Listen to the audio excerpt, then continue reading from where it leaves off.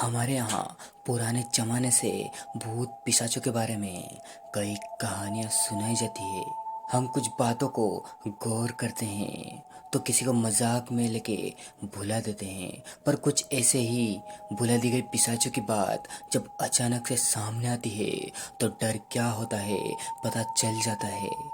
तो चलिए आज मैं आपको ऐसा एक किस्सा बताता हूँ। मेरा नाम राजन है। मैं मार्केटिंग की एक जगह काम करता हूँ। मेरी नौकरी की वजह से मुझे हमेशा यहाँ वहाँ घूमना पड़ता है। रात के समय बहुत बार लॉज होटल में रुकना होता है।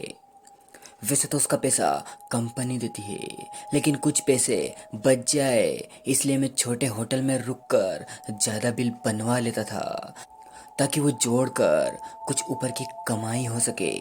पर कभी सोचा नहीं कि ये सब मेरी जान पर बन आएगा। मैं एक बार शाहपुर नाम के एक छोटे से शहर के लिए अपनी बाइक से निकला था। कंपनी का काम था और वहाँ से ऑर्डर भी लेने थे। शाम तक काम हो जाएगा इसलिए मैं ज़रा आराम से था। लेकिन सारे ऑर्डर लेते हुए रात के 8 बज चुके थे। अब अपने घर जाना मुश्किल था। सोचा कि यहीं कहीं सस्ता सा लॉज देख लेता हूँ, सो रात के ठिकाने का बंदोबस्त हो जाएगा। एक दुकान वाले से पूछा, अरे भाई साहब, यहाँ कोई लॉज है क्या? कोई सस्ता था हो तो बताओ। उसने मेरी ओर देखा और अनदेखा करके बोला, यहाँ कोई लॉज नहीं है। हाँ, लेकिन यहाँ से 2 मील पे एक छोटा सा ढाबा है। तुम वहाँ खाना खाओ तो वो रुकने का इंतज़ाम कर लेते हैं। मैं उसको मन में ही ठीक है बोल के निकला। तभी उसने आवाज़ लगाई। पीछे वही दुकानदार आ रहा था। मेरे पास आके वो रुक गया और बोला, हाईवे पे यहाँ से सीधे जाना, कहीं रुकना मत। सीधे वो ढाबे पे ही जाना। रास्ते में भूतों का डेरा है। तुम यहाँ नए हो, पता नहीं होगा, कोई रोके तब भी रुकना मत। मैं गर्दन हिला के वहाँ से चला गया। मैंने ऐसी बातें सुनी तो थी, पर यकीन कौन करता है आजकल। थोड़ी ठंडी हवा चल रही थी। हेलमेट के अंदर भी मुझे महसूस हो रहा था। मुझे ठंडी से जुकाम होता है इसलिए जैकेट पहना था मैंने। शहर से जैसे बाहर निकला, घनी सी झाड़ियाँ चालू हुई। एक बड़ा सा मोड़ आया तो मैंने गाड़ी ज़रा धीरे की और हॉर्न बजाया। तभी एक पेड़ के नीचे एक आदमी सोया दिखा। मैंने सोचा कोई भिखारी होगा या कोई दारू पी के पड़ा होगा। मैं बिना रुके वहाँ से चला गया। थोड़ी दूर जाने के बाद एक रोशनी दिखी। मुझे लगा कि वही ढाबा होगा जो दुकानदार बोल रहा था। पास जाके देखा तो एक छोटा सा घर था। बाहर लिखा था होटल माया। एक दिया जल रहा था और बाहर एक कोने में आग भी जल रही थी। पास में कोई दिख नहीं रहा था तो मैंने बाहर से ही आवाज़ लगाई, कोई है? काफ़ी देर के बाद एक दिया लेके एक बुढ़िया आई। वो काफ़ी उम्र की लग रही थी। लकड़ी के सहारे चल रही थी। देखने से सब कुछ ठीक लग रहा था। तो मैंने उस बुढ़िया से पूछ लिया, अम्मा, यहाँ रात के लिए रुकने के लिए कोई कमरा मिलेगा? जो बनता है वो किराया दूंगा। मैंने सोचा कि ये क्या किराया लेगी, 150 रुपये देकर निकल जाऊंगा और सुबह 500 का बिल बना के ऑफिस में दे दूंगा। ऊपर का अपना फ़ायदा ही होगा। वो बोली, हाँ, अगर खाना चाहिए तो वो भी मिलेगा।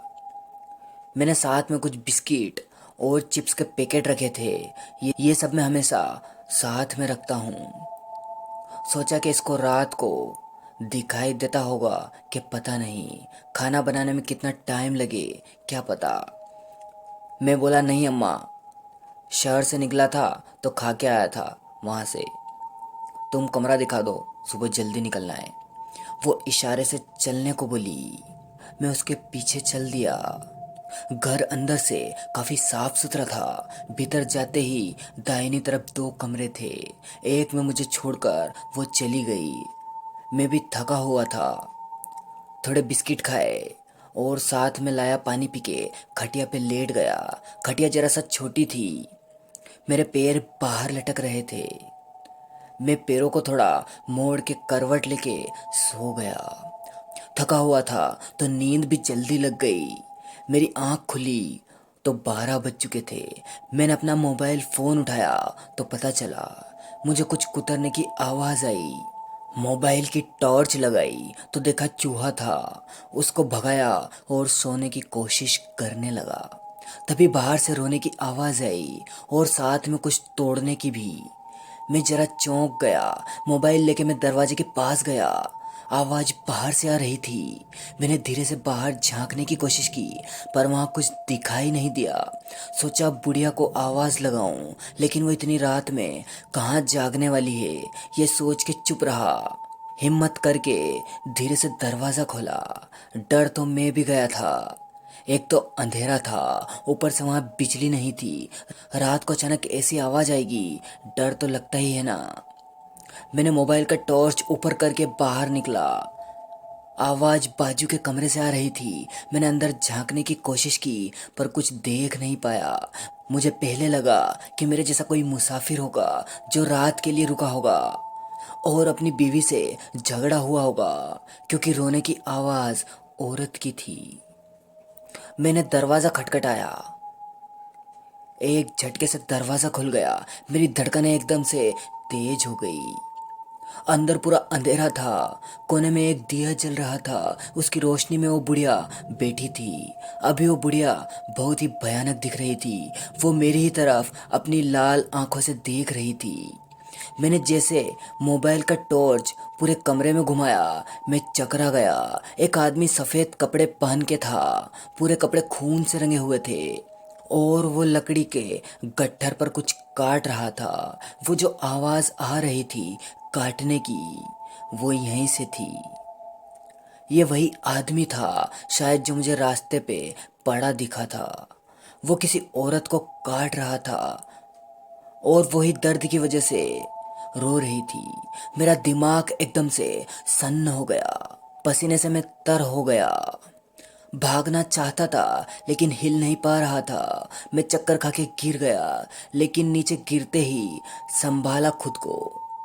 नीचे खून में गिरा था मैं। मेरे गिरते ही मेरे ऊपर चिपचिपे से कीड़े रेंगने लगे। उस बूढ़ी के ऊपर भी कीड़े चढ़े हुए थे। हर तरफ से सड़ने की बू आ रही थी। बुढ़िया अचानक से खूंखार हो गई।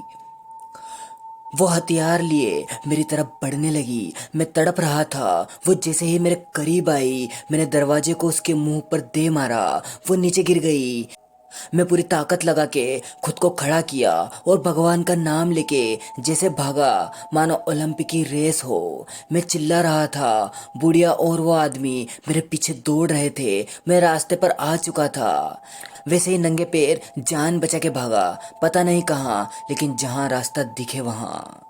कुछ देर दौड़ने के बाद मैं थक गया। अब और भागना मुश्किल था। थोड़ी दूर पर फिर से एक रोशनी थी, लेकिन इस बार वो ढाबा था। मैं जान मुट्ठी में लेके भागा। जैसे वहां पहुंचा, जोर से चिल्लाने लगा। वहां काम करने वाले लोग उठ के आ गए और मैं बच गया।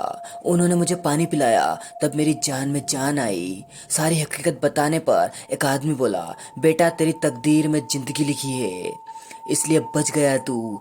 ये सालों से चलता आया है। वहां जो भी फंसा कभी वापस नहीं आया।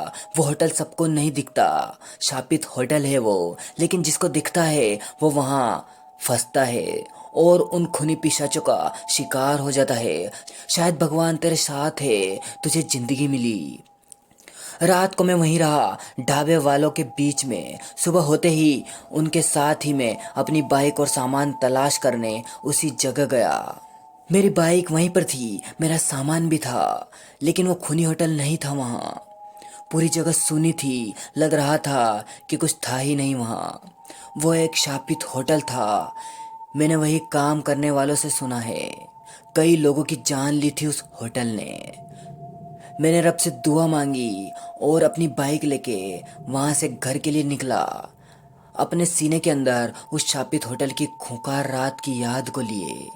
दोस्तों, इस घटना का किसी जीवित या मृत वस्तु से कोई संबंध नहीं है। हमारा उद्देश्य अंधविश्वास फैलाना नहीं है, ये केवल मनोरंजन के उद्देश्य से बनाई गई है। तो दोस्तों, आपको ये घटना कैसी लगी हमें कमेंट करके जरूर बताएं। साथ ही वीडियो को लाइक और चैनल को सब्सक्राइब जरूर कर ले। मिलते हैं आपसे अगली डरावनी कहानी में।